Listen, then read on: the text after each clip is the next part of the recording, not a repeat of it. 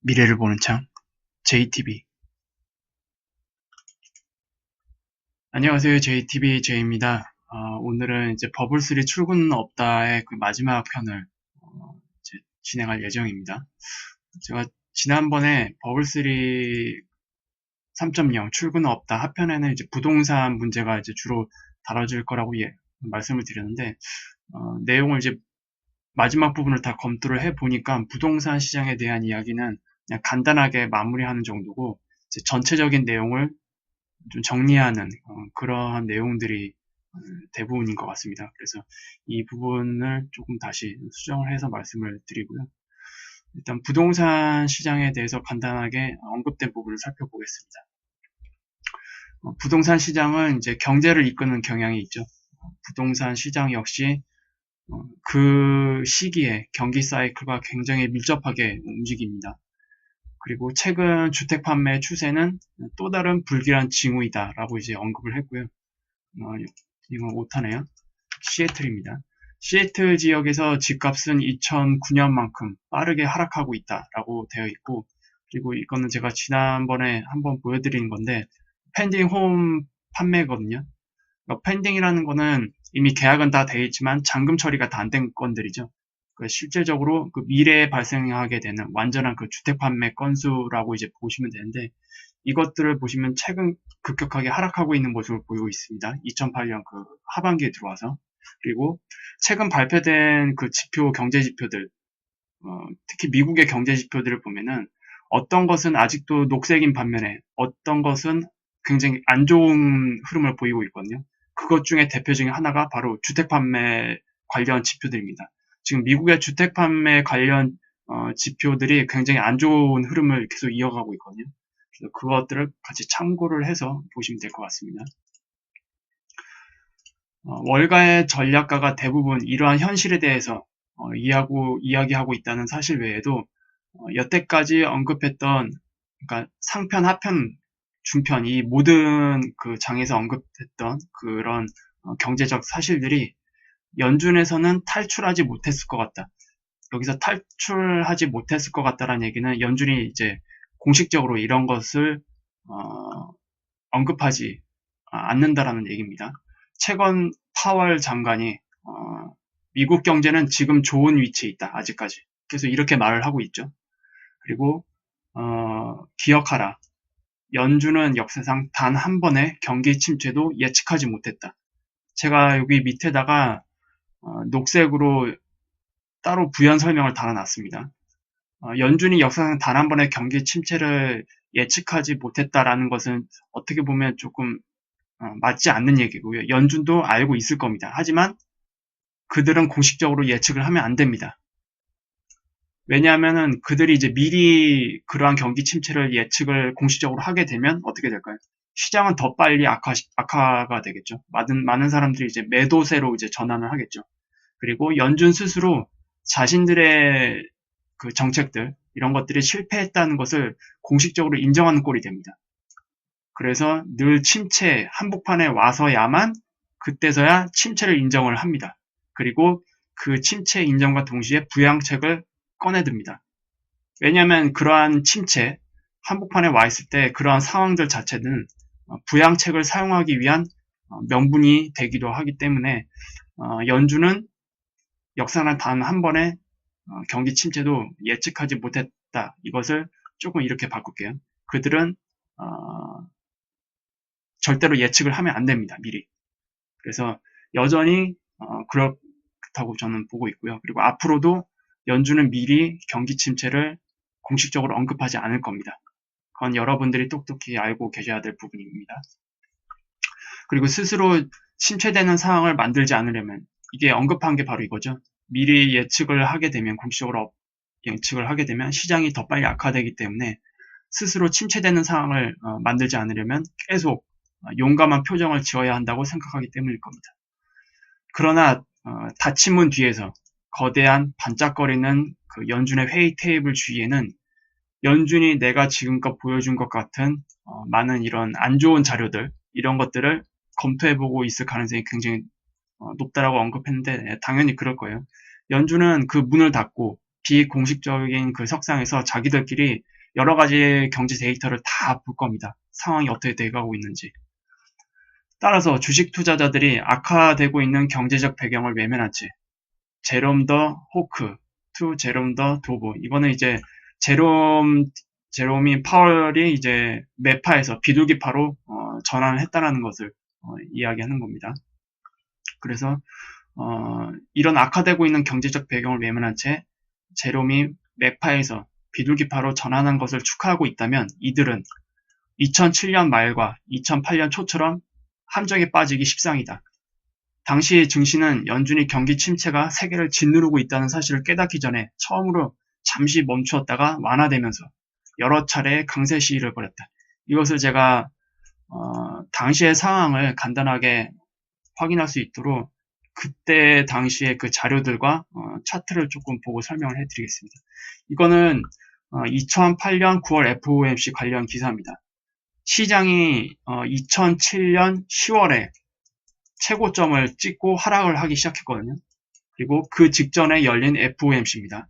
그리고 연준은 이미 다 알고 있었겠죠. 경기 데이터를 보고 앞으로 어떻게 될지. 그리고 이제 그 직전에서도 외부적으로는 어떻게 이야기를 하는지를 조금 단편적으로 볼 수 있는 부분인데, 일단 당시 상황은 당시 시장에서는 0.25%의 금리 인하를 예상을 했었습니다. 하지만 계속 동결을 했었어요. 이거는 이제 또 뒤에서 말씀을 드릴게요.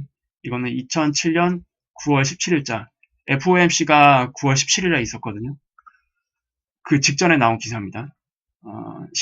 시장의 현재 그 금리 인하에 대한 기대치가 높아서 연준도 외면하기 힘들 듯. 그리고 도덕적 해이를 조장하는 것을 우려해서 시장 개입을 꺼리던 미국과 영국 중앙은행이 적극적인 시장 개입 정책으로 전환하고 있다.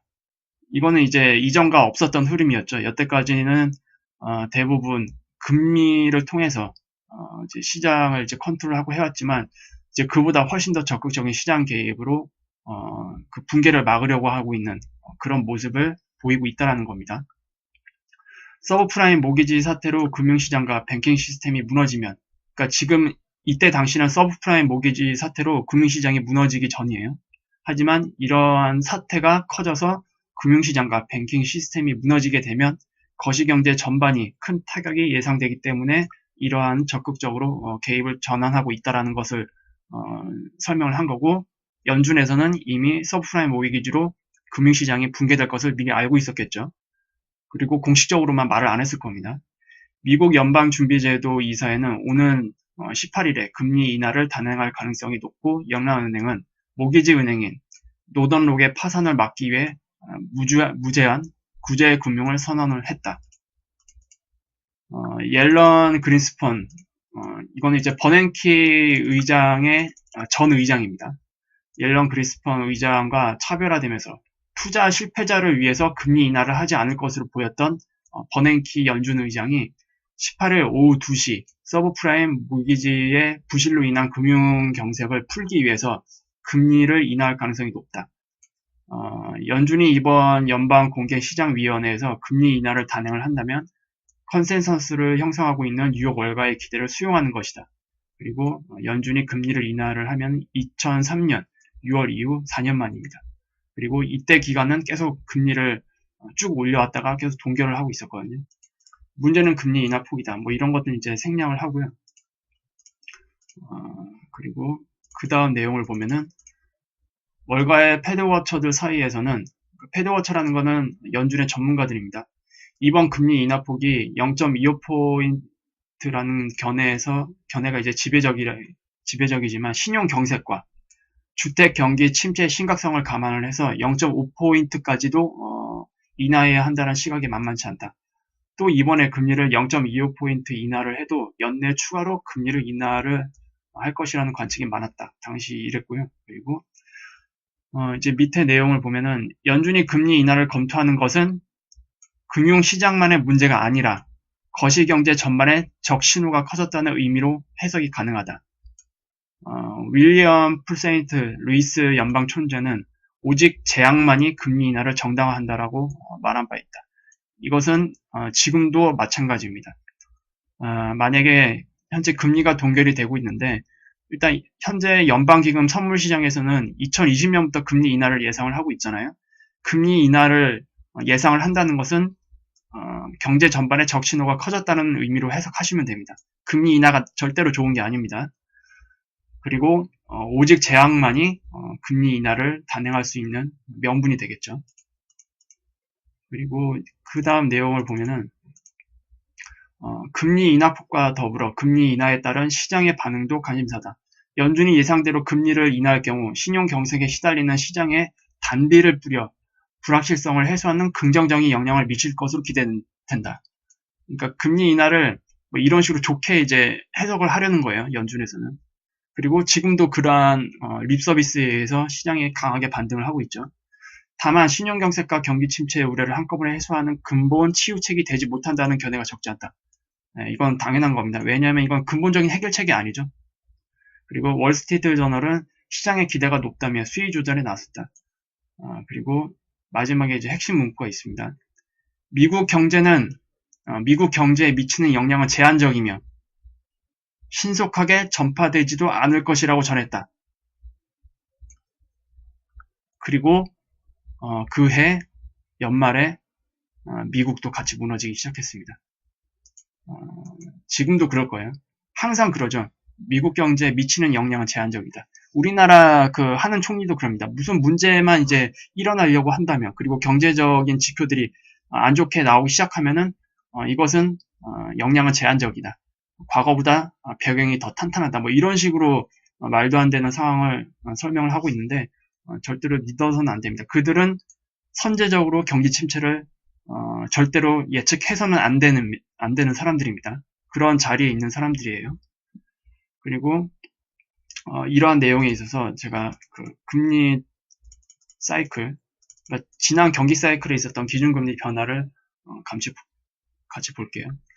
일단 2000년 닷컴 버블로 인해서 이제 경기 침체가 있었고, 그리고 금리 인하를 통해서 이제 계속 방어하는 모습을 보이다가 이제 이 기간까지 경기 회복이 어느 정도 진행되다 보니까 그것을 명분으로 삼아서 다시 금리 인상을 했습니다. 금리 인상이라는 거는 여기서 금리를 올린다라는 의미로 보시면 안 되고 금리를 다시 원래대로 정상화한다라는 의미로 보셔야 됩니다. 그래서 어느 정도 회복되었다라는 그런 자신감으로 다시 금리를 정상화합니다. 그러다가 이제 경기 사이클 후반에 진입을 하면서, 그러니까 정점에 진입을 하면서 각종 경제 지표들이 더 이상 상승하지 못하는, 상승이 굉장히 둔화되는 모습을 이제 보이면서 금리를 동결을 합니다. 그리고 이 구간이 경기 둔화 구간입니다. 그리고 경기 둔화에서 침체로 전환되는 그 구간에 돌입을 하면은 금리를 이제 인하를 하게 되죠. 그리고 그러다가 경기 침체로 빠지게 되는데, 지금 우리 경제 사이클을 보면은 지금 요 초입에 와 있죠. 요 초입. 경기 둔화가 이제 막 진행되고 있는 그 초입에 지금 와 있다라고 보이는 게 객관적인 상황을 이제 염두를 했을 때 그렇게 보는 게 적합할 것 같습니다. 그리고 이 경기 둔화 구간은 그때 경기 사이클마다 다 다릅니다. 그러니까 이때 그 직전 경기 사이클 보면 이 경기 둔화 사이클이 굉장히 짧죠. 이때는 6개월밖에 안 됩니다. 6개월밖에 안 됐고 2008년 금융위기 직전에 경기 둔화 사이클은 거의 1년 정도 됐습니다. 이때는 6개월인 반면에, 그리고 지금 우리 경기 사이클에는 경기 둔화 기간이 얼마나 될지 예측을 할 수가 없습니다. 이것은 매번 다르기 때문에, 그리고 정치적인 이슈와도 이제 결부가 되기 때문에 이것은 뭐 언제가 될지 예측하지 못하지만, 일단 기존에 있어왔던 각종 데이터들을 이제 합성을 해서 보면은 대략 2019년 말 또는 2020년 초가 굉장히 유력하다라고 이제 나타나고 있죠. 그리고 이제 연방기금 선물 시장에서도 내년부터 금리 인하를 할 거라고 이제 보고 있기 때문에 내년 초가 이제 침체가 시작되는 구간일 가능성이 굉장히 현재 큰 상황입니다. 그리고 이렇게 보시면 될 것 같고, 이때가 방금 봤던 그 기사가 바로 이 시기거든요. 이 시기에도 FOMC에 관련 사람들은 이러한 그 우려들, 많은 우려들, 이런 것들에 미국에 굉장히 제한적일 것이다, 영향이. 그래서 그렇게 말을 해왔습니다. 그리고 이 시기에 보면은 이제 당시 주식시장 상황이거든요. 이때가 먼저 그 이상 문제, 그러니까 기존에 그 계속 올라왔던 정상적으로 올라왔던 이 상승 추세가 대략 2007년 7월 달에 끝났어요. 그리고 굉장히 변동성이 커졌습니다. 이때 보시면은 대략 13%, 12%에서 13% 단기간에 하락을 했거든요. 그리고 이때 폭락방지팀이 같이 투입이 되면서 시장을 굉장히 가파르게 끌어올렸습니다. 보시면 알겠지만 굉장히 긴 꼬리가 달린 모습을 볼 수 있죠. 그래서 이때 이제 FOMC에서 6월, 9월 FOMC에서 계속 정책적인 립 서비스를 하기 시작합니다. 연준에서. 그러면서 그 힘으로 시장을 급격하게 다시 끌어올려요. 마치 지금처럼. 그리고 나서 이 약발이 다 떨어지고 났을 때 그때부터 점점 하락을 하게 되는데 결국 굉장히 중요했던 추세, 이 라인을 깨는 시점, 이 깨는 시점이 2008년입니다. 2008년에 들어오면서 이 중요한 주추세를 깨면서 거대한 시장 하락으로 침체의 시작으로 이제 들어서게 됐는데 지금을 비교를 하자면 이것들은 좀 지우고요. 지금 가장 중요한 주추세는 언제죠? 지금의 경기 사이클 2008년부터 왔었던 이 라인이죠. 이 라인. 이 라인을 언제 깨느냐? 그게 문제입니다. 이 라인을 깨는 그 때가 아마 침체 한복판으로 들어가는 그런 상황이 될 겁니다. 그리고 이것이 깨는 그 상황이 되면은 이미 대응하기가 늦은 시점이 되겠죠. 그래서 우리는 미리 대응을 해야 됩니다. 이거는 이제 나중에 다시 한번 검토를 해볼게요. 그래서 이제 총 여태까지 진행된 내용을 조금 참고를 해서 이제 다시 짚어본다면 그런 것은 차치하고라도 지구상에서 가장 큰 투자자인 베이비 부머 세대의 공경을 생각을 해보자. 지난 분기와 같은 또 다른 시장 붕괴에 노출되는 것 외에도 그들의 수익률에 대한 요구는 어떠한가? 만약 세계 중앙은행가들이 지난 10년 동안 진행해온 이런 긴급 프로그램, 그러니까 한마디로 양적 완화죠. 양적 완화에서 이제 벗어날 수 없다면 과연 베이비 부머 세대들은 은퇴를 하거나 또는 은퇴를 앞두고 있을 때 그들의 수입 포트폴리오에서 인플레이션 이상의 이자율을 얻을 수 있을 것인가? 굉장히 힘들죠. 결과적으로 힘든 겁니다. 인플레이션 이상의 이자율을 얻는다는 것. 지금의 그 금리 상황에서. 그리고 2009년 4월 버냉키 연준 의장이 의회에서 양적 완화에 대해서 말한 것은 다음과 같다. 당시 2009년 4월 버냉키 연준 의장에게 이렇게 질문을 했습니다. 이때는 이제 1차 양적 완화죠. 1차 양적 완화가 진행된 이후입니다. 고작 1차 양적 완화가 진행된 이후에 이렇게 이제 질문했습니다. 이렇게 확장된 대차 대조표는 영구히 유지되어야 한다고 생각합니까? 아니면 일시적인 고정 장치여야 한다고 생각합니까? 라고 이제 질문을 했어요. 그래서 버냉키 연준 의장이 이렇게 이제 대답을 했습니다. 현재 금리가 제로로 내려간 것을 생각을 하면 철저히 임시 방편이다. 그러나 분명히 이것은 지금의 이 특별한 위기 상황에서 경제를 지원하기 위한 임시 조치로서 경제가 회복 국면으로 접어들면 우리는 더 이상 이러한 조치들을 취할 필요가 없을 것이다. 이거 다 거짓말 됐죠? 그리고 어떻게 보면 이제 처음에는 거짓말 하려고 하진 않았을 겁니다. 저는 그렇게 믿고 싶어요. 그리고 실제로 이렇게 믿고 싶었을 겁니다. 하지만 실제 뚜껑을 까보고 나니까 계획대로 다 안 됐죠. 결국 당시 연준이 양적 완화를 어떻게 사용을 하려고 했고 어떤 식으로 정상화하려는지 그런 모든 계획들이 수포로 돌아간 상태입니다. 지금. 그리고 이 늪에서 더 이상 빠져나올 수 없게 된 그런 상황이 돼버렸죠. 정말 놀라운 것은 거의 10년 그리고 역사상 가장 길게 팽창한 연준의 대차 대조표가 2009년 4월 당시보다 오늘날 훨씬 더 크다는 것이다. 만약 당신이 전 세계 다른 모든 중앙은행들의 대차 대조표를 포함을 한다면 지금의 실질 양적 완화 총액은 2009년 당시 대차 대조표가 최악의 경기 침체 기간 동안이었다는 것을 굉장히 왜소하게 만든다. 그러니까 2009년 당시에 그 대차 대조표도 엄청났었거든요.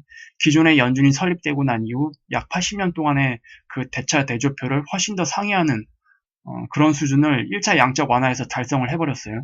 그리고 그런 엄청난 대차 대조표는 당시 얼마나 그 경기 침체가 얼마나 최악이었는지를 대변을 하는 것인데, 지금의 실제 QE 총액이랑 또 비교를 한다면 2008년의 경기 침체는 굉장히 왜소하게 보입니다. 우리는 2008년의 그 경기 침체보다 훨씬 더 거대한 무언가를 맞이해야 될 겁니다. 그리고 여기서 한심한 부분은 현재의 사건들이 통화정책상 오타입니다. 출구가 없다는 것을 말해준다. 그러니까 원래 그 연준의 그 계획들 이런 것들이 다 숲으로 들어갔고 더 이상 우리는 이 길에서 빠져나올 수 없는 국면으로 계속 가고 있습니다. 연준은 QE에서 양적 긴축으로 알려진 QT로 계속 뒤집고 있지만, 그러니까 2008년이었죠. 2008년에 그 양적 완화로 부풀려진 대차 대조표를 줄이려고 이제 QT로 나왔지만, 최근 FOMC에서 어떻게 말했습니까? 생각했던 것보다 훨씬 더 큰 대차 대조표가 유지될 것이라는 점도 인정을 했죠. 그리고 원래 계획했던 3년의 양적 긴축 대신 주식시장이 이제 다시 무너질 경우 올해 말 또는 더 빨리 끝날 것으로 보인다.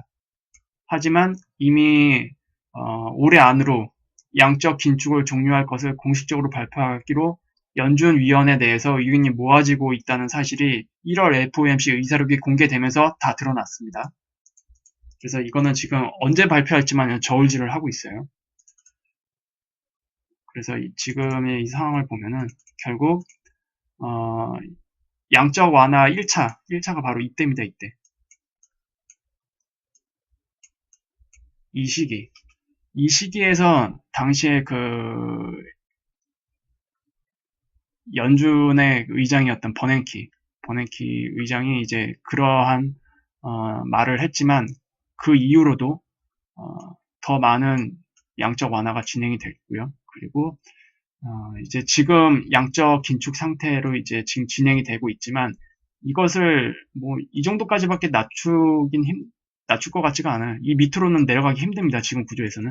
그리고 더 많은 양적 완화를 통해서 대차 대조표를 확장해야만 하는 국면으로 지금 가고 있습니다. 그리고 실질적으로 양적 완화를 긴급 상황에서 사용하는 게 아니라 통상적으로 사용할 수 있는 도구로서 사용하려고 지금 논의 중이 있다는 그 사실도 이제 밝혀졌죠.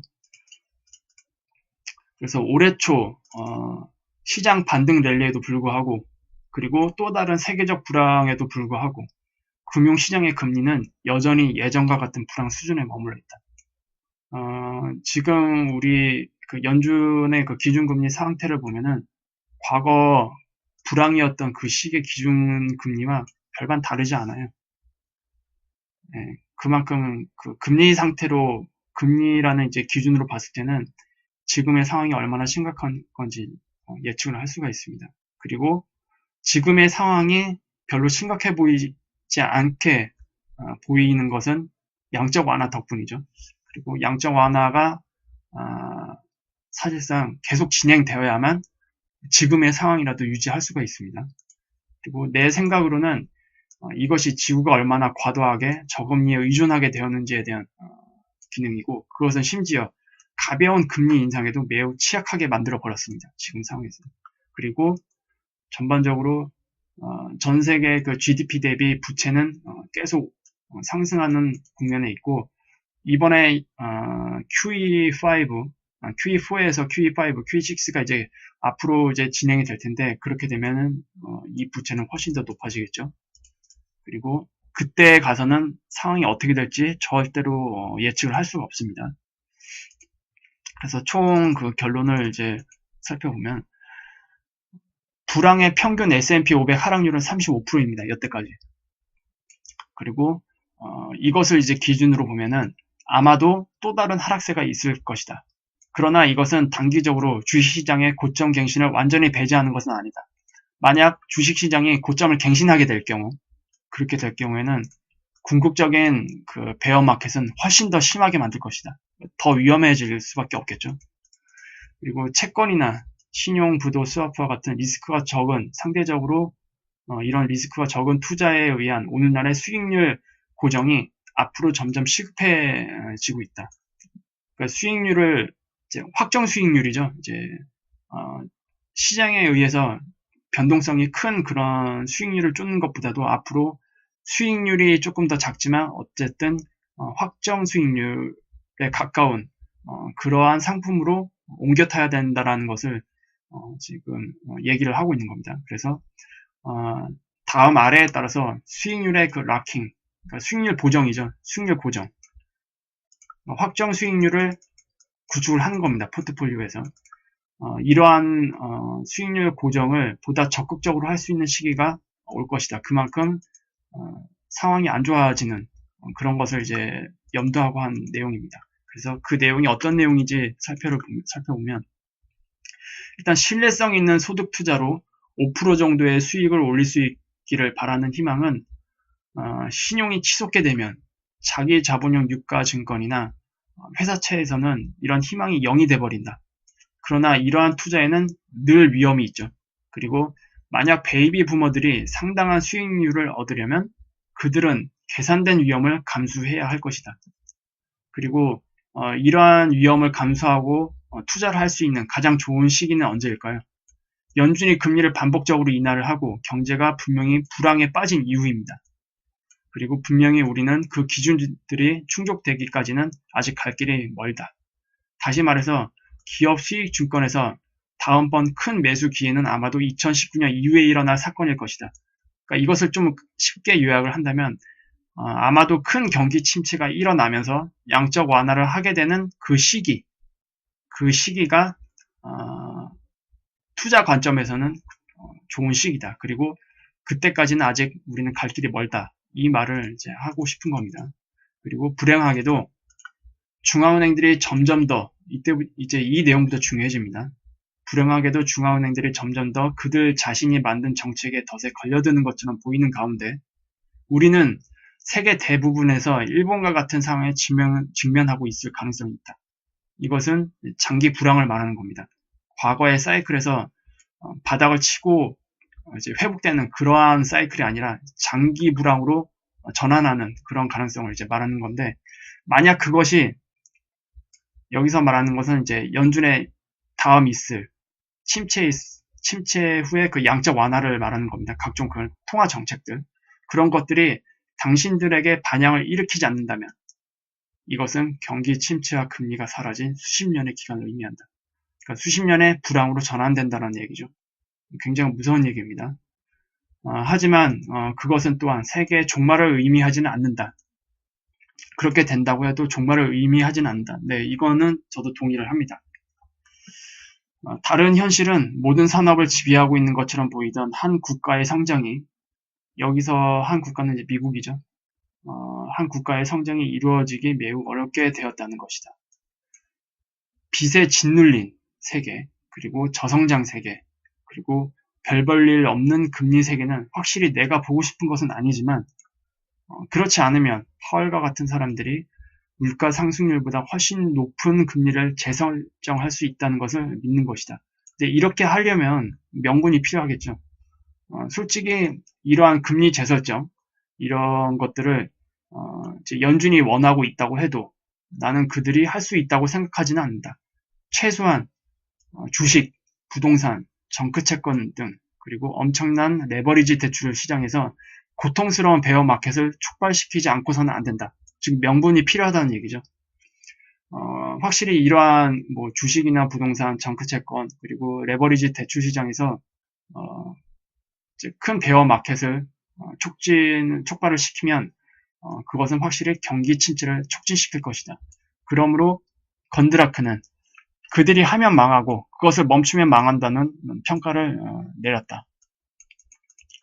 그리고 버블3의 출구는 없다를 마무리하기 위해 나는 명백하게 솔직한 작가인 신용 전략가 마이클 루이스의 말을 인용하고 싶다. 마이크가 이제 지난달 말에 이 메일을 통해서 이러한 것을 나에게 보냈다. 어떤 내용인지 이제 살펴보면 연준이 지금 하는 말은 모두 조크다. 그들이 하는 일이 주식시장을 보호하는 것으로 보는 것은 분명하다.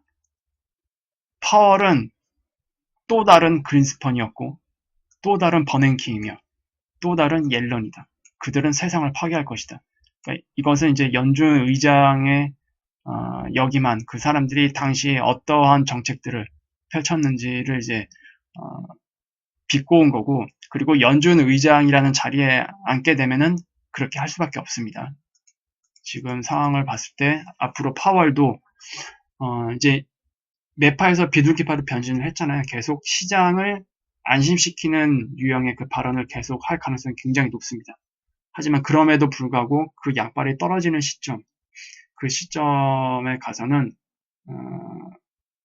결국 시장의 그 하락을 막지 못하겠죠. 그리고 금리 인하를 단행할 겁니다. 이건 뭐 역사가 계속 반복이 되죠. 그리고 이러한 상황에서도 시장이 지금 투자자들이 굉장히 환호를 하고 있잖아요. 특히 미국 시장이 굉장히 크게 반등이 나오고 있기 때문에 이러한 립서비스 정책들에 의해서 시장이 이제 환호를 하고 있지만 정말로 똑똑한 투자자 같은 경우에는 분명히 리스크를 감수를 하고 적절히 비중을 조절을 할 때 언제인지 그것을 다 알아차리고 미리 대비를 할 것으로 보입니다. 하지만 대부분 시장 참여자들은 그렇지 않죠. 2007년에도 그랬듯이, 그리고 2000년 닷컴 버블이 일어나기 전에도 그랬듯이, 그리고 지금도 그럴 겁니다. 분명히 대비를 못하고 그러한 립서비스 정책을 믿고 과감하게 투자를 했다가 크게 실패를 보는 그런 투자자들이 굉장히 많이 나올 것 같고, 특히 이번 사이클은 지난 사이클과 다르다고 했습니다. 그걸 분명히 말씀을 드리고 싶네요. 그래서 버블3 출구는 없다 편은 이 정도로 마무리하겠습니다. 이 사람이 버블3 그 마지막 장에 이러한 얘기를 했어요. 이제 버블3의 그 11번째 챕터라고 예고를 했는데, 그럼에도 불구하고 결국 다음 탈출구를 제공할 수도 있다. 근데 그 탈출구가 조금 의미심장을 해요. 의미심장한데 이 내용이 나중에 이제 또 발표가 되면 어떤 유형의 탈출구를 제공할 것인지, 과연 좋은 의미의 탈출구인지 나쁜 의미의 탈출구인지 살펴보도록 하겠습니다. 그리고 이 버블3 그 3.0 출구는 없다 하편에서 언급된 내용에서 제가 아이디어를 얻어서 제가 다음 편에 이 내용을 조금 다루려고 합니다. 그러니까 2006년에서 2007년 당시 FOMC의 의사록은 어땠나? 그리고 시장은 그때 당시 어떻게 반응을 했나? 2006년 하반기에 들어서면서 각종 경제 지표들이 안 좋아지기 시작했거든요. 그러니까 지금이랑 굉장히 유사해요. 작년 말에서 지금 상황이 굉장히 그 2006년 말이랑 굉장히 유사합니다. 경제 지표 상으로 봤을 때. 그때 당시 연준의 그 FOMC에서는 어떤 말을 했고, 어떤 립 서비스를 했고, 그리고 주식시장이 어떻게 반응을 했고, 시장 참여자들은 어떻게 반응을 했고, 결국 그것들이 어떻게 뒤통수를 쳤는지, 그걸 좀 상세하게 좀 살펴보도록 하겠습니다. 그래서 오늘도 유익한 영상이 되셨다면 구독, 알람, 좋아요 부탁드리고요. 다음 주가 아니죠. 다음 시간에서 다시 또 이 내용을 가지고 찾아뵙도록 하겠습니다. 감사합니다.